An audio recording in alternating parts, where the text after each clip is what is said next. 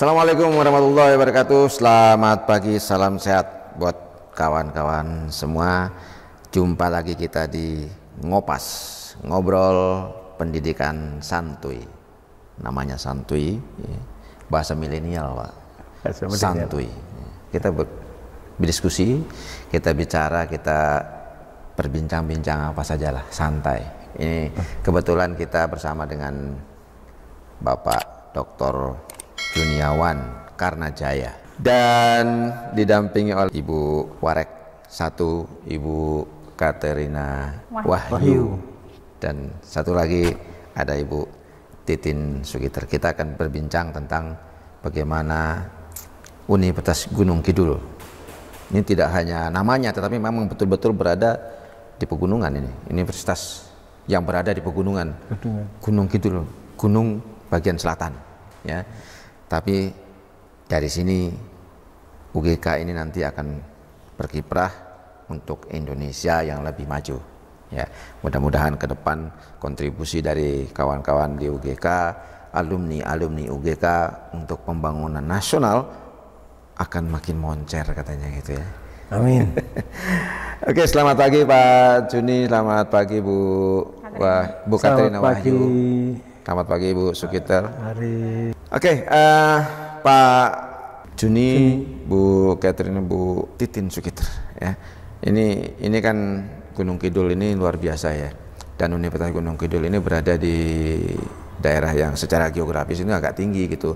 Kalau di Yogyakarta terkenal dengan lantai 2, ya Pak, ya. Ya. Yogyakarta lantai 2. Lantai 2. Ini lantai 2-nya di sini. Nah, Pak Juni, bisa sedikit kita share gitu bagaimana sebenarnya Universitas Gunung Kidul ini dikembangkan.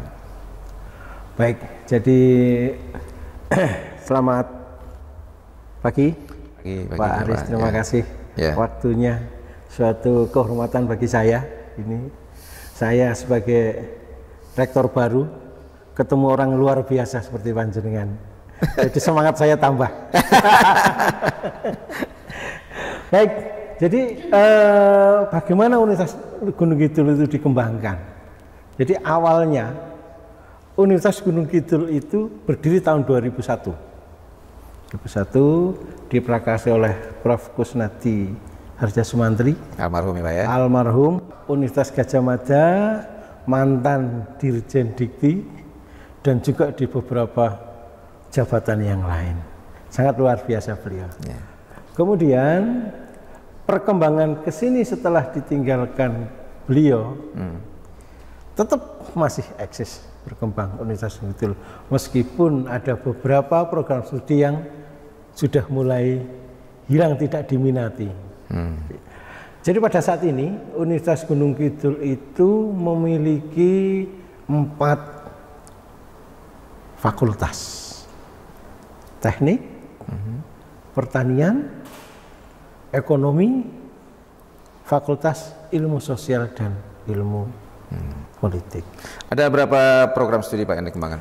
Program studinya di teknik sipil, agroteknologi, ekonomi pembangunan, ekonomi studi pembangunan, kemudian sosiatri yang sekarang beralih menjadi pemberdayaan sosial, administrasi negara yang sekarang beralih menjadi administrasi publik. Jadi 5 program studi. Ya.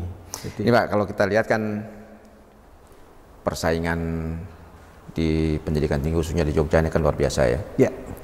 Nah, upaya apa yang dilakukan untuk menerobos persaingannya? Mengingat ini kan posisi kita ini agak ke selatan dan kalau dibilang jauh dari kota provinsi maksudnya. Ya. Untuk persaingan, saya kira untuk persaingan mahasiswa di sini saya kira sudah bisa, meskipun ini kita tinggal dapat sisanya dari perguruan tinggi negeri dan juga perguruan tinggi swasta yang terkenal di bawah, di lantai 1, bahwa orang yang masuk UGK memang betul-betul memang mereka mahasiswa yang ingin kuliah di sini. Tapi nanti kan kalau yang berani naik justru lebih bagus, Pak. Kita berusaha untuk itu. Bagaimana menjadikan Universitas Gunung Kidul bisa menarik mahasiswa yang ada di bawah naik ke Gunung Kidul. Ya.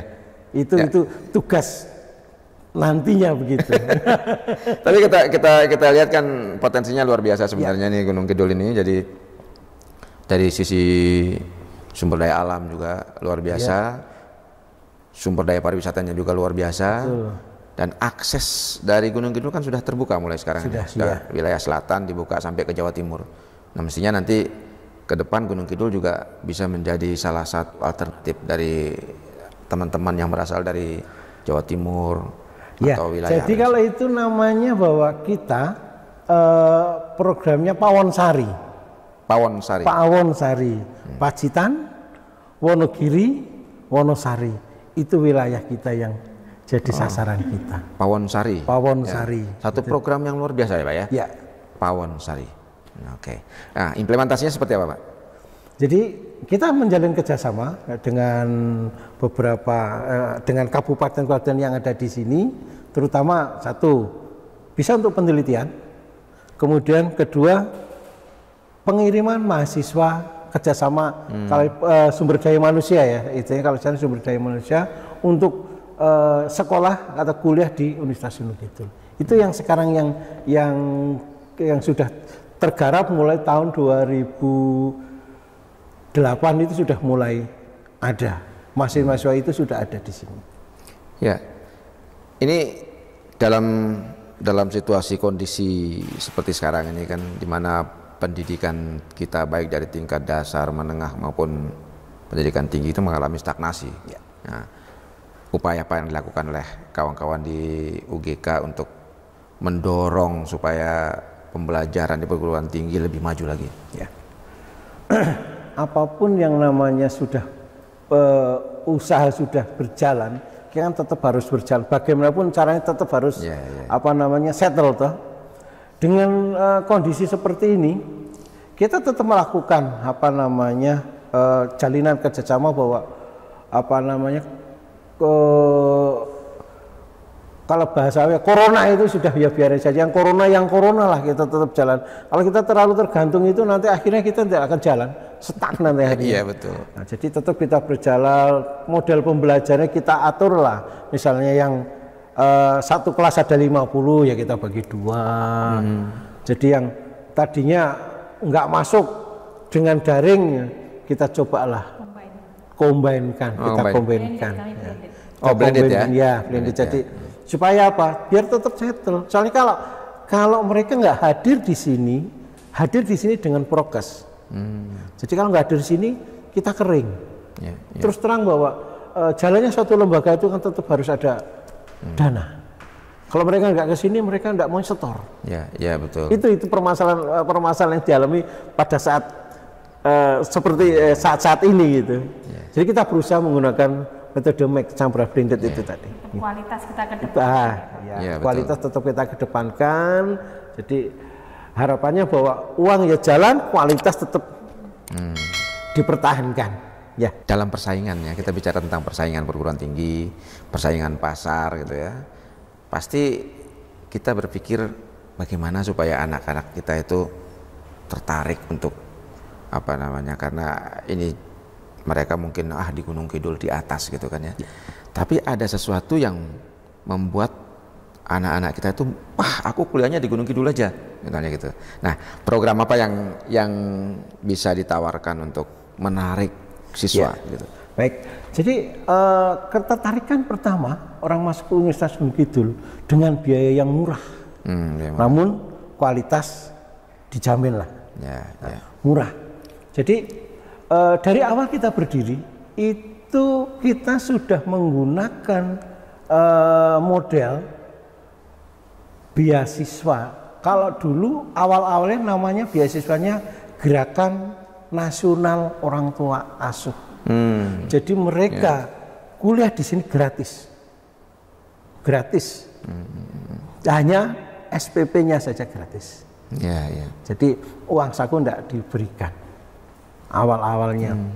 Berikutnya ke sini, kayak nota masih jalan. Kemudian di akhir-akhir ini di eranya Pak Jokowi ini kita sudah mengenal KIP ya. Nah, disitulah kita mulai tertolong lagi di masa pandemi ini, tertolong lagi dengan KIP. Antusias masyarakat Gunung Kidul untuk masuk dengan program ini tinggi sekali. Ya, yang KIP Pak ya? KIP ya. Ya. Harapan saya pemerintah khususnya mungkin Kementerian Pendidikan atau juga yang lain khusus untuk KIP ini bisa ditingkatkan lagi supaya apa? Supaya bisa menjangkau seluruh masyarakat Gunung Kidul dan umumnya nanti bisa masyarakat Pawonsari dan juga mungkin masyarakat Yogyakarta.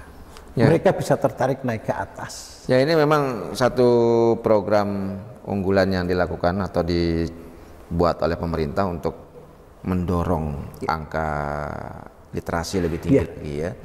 Terutama di literasi perguruan tinggi, saya kira anak-anak kita lebih bersemangat lagi.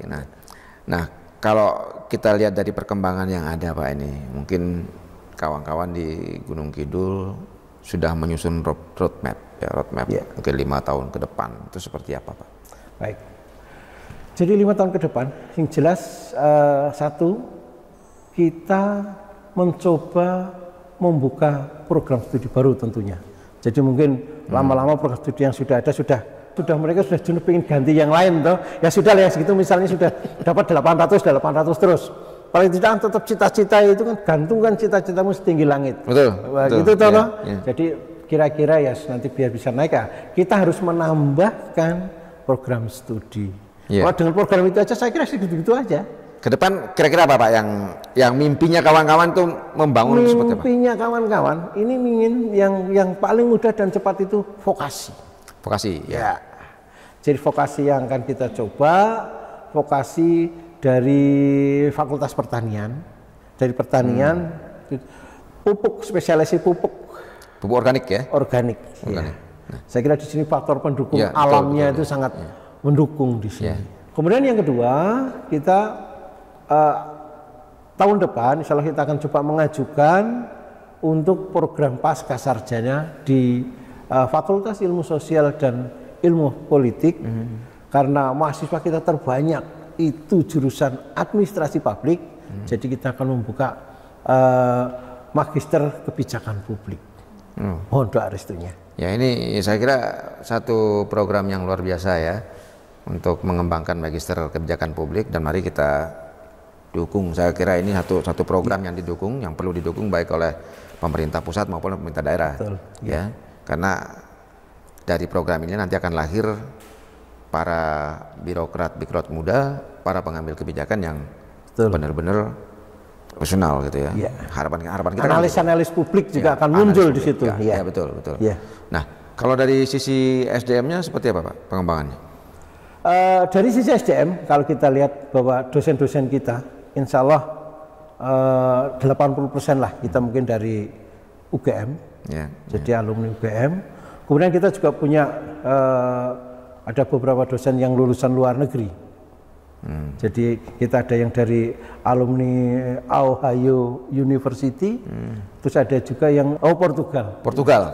Ya. Jadi nanti harapan saya ini yang sudah ada bisa juga lama-lama tidak hanya kuliah di UGM saja, tapi bisa kuliah di luar negeri. Ini anak-anak mahasiswa yang dari KIP ini kan berarti banyak potensi toh. Dan pemerintah juga membuka banyak beasiswa. Betul. Jadi kita dukung aja dari dosen yang kita bina sehingga bisa mengantarkan mahasiswa yang ada sekarang ini bisa mengantarkan ke jenjang pada perguruan tinggi yang hebat kelas dunia. Ya, saya kira memang satu perguruan tinggi yang bagus dicirikan oleh SDM yang juga bagus, termasuk pengembangan riset dan sebagainya. Ini kan menjadi satu hal yang penting ya Pak Rektor ya. Nah, Pak Rektor, ini kalau kita bicara ke depan nih Pak nih. Tapi sebelum itu kita lihat dulu ke belakang. 2 tahun terakhir inilah. Kita lihat hampir semua lembaga pendidikan tinggi ini kan mengalami tekanan yang luar biasa ya. Dan juga saya kira sama dengan di daerah-daerah lain.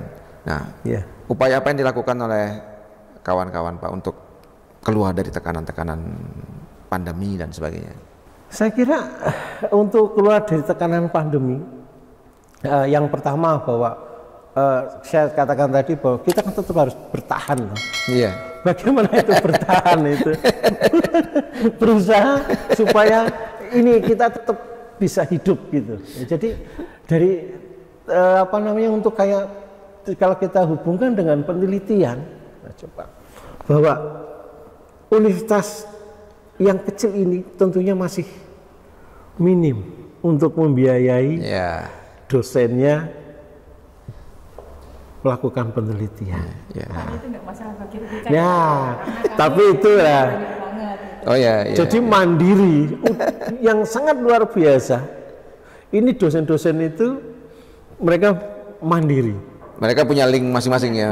Punya. Jadi satu menggunakan link kekuatan dari lokal, mungkin dari Bapeda, dengan LIPI, BKKBN itu. Malah kita kewawakan gawean ya Pak. Iya.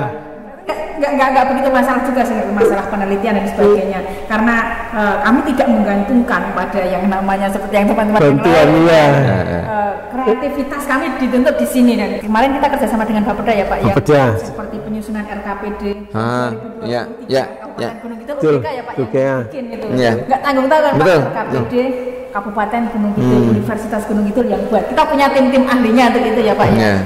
Tenaga ahli. Jadi tenaga ahli di Kabupaten Gunung Kidul, insya Allah sekarang itu tahun ini ya, kebanyakan dari Universitas Gunung Kidul, dari dosen-dosen itulah yang saya bangga, dan saya merasa yakin bahwa saya bisa memajukan Universitas Gunung Kidul dengan tenaga-tenaga yang pejuang betul, memang betul-betul pejuang. Jangan ditanya soal apa namanya honor ya Pak, nanti jangan ditanya itu, nanti sangat sensi sekali bagi dosen Universitas Gunung Kidul, karena tanpa mereka masih dengan standar, mereka masih bisa apalagi kalau mereka dapat tunjangan yang lebih baik, itu mungkin akan lebih semangat lagi, mungkin langitnya itu yang digantung diambili semua. Saya kira itu penelitian itu. Jadi nanti penelitian sementara kita di lokal sudah kita solidkan, kemudian saya mencoba link ke luar, mulai link ke luar. Jadi kita coba link ke luar, seperti ketemu dengan panjenengan itu, saya mohon apa namanya link kerjasamanya juga kita cobalah kita mulai jalinkan. Saya kira itu. Saya kira memang menjadi satu tuntutan di perguruan tinggi untuk mengembangkan jaringan itu ya. Nah, kalau ini kan sebagai sebuah alternatif ya, lembaga pendidikan alternatif, saya kira ke depan ini UGK mungkin akan jauh lebih maju lagi dari sekarang ya. Kalau kita lihat dari program-program studi yang dikembangkan ini kan program-program studi yang sebenarnya terseleksi alam, sangat terseleksi, sangat terseleksi, dan di awal-awal dulu kan pengembangannya mungkin ada yang secara alamiah menghilang dirinya gitu. Sekarang seleksi alam itu yang ada. Penambahannya nanti kita juga menyesuaikan yang tadi sudah seleksi, berarti kita sudah tahu ini berarti tambahannya yang diminati oleh masyarakat Gunung Kidul, program studi yang seperti itu. Saya hanya sebagai kemudi aja lah. Ayo bareng-bareng gitu. Jadi nggak bisa saya tuh harus gini, nggak bisa Pak. Zaman sekarang itu nggak bisa. Sinergi, semua harus sinergi, semua harus maju bareng. Saya kira itu. Ini kan kebetulan kan ada gerakan kembali ke daerah ya, gerakan kembali membangun kampung halaman gitu ya. Semangat membangun daerah. Kalau semangat membangun daerah. Di UGK itu semangat membangun daerah. Oke, kita rehat sejenak.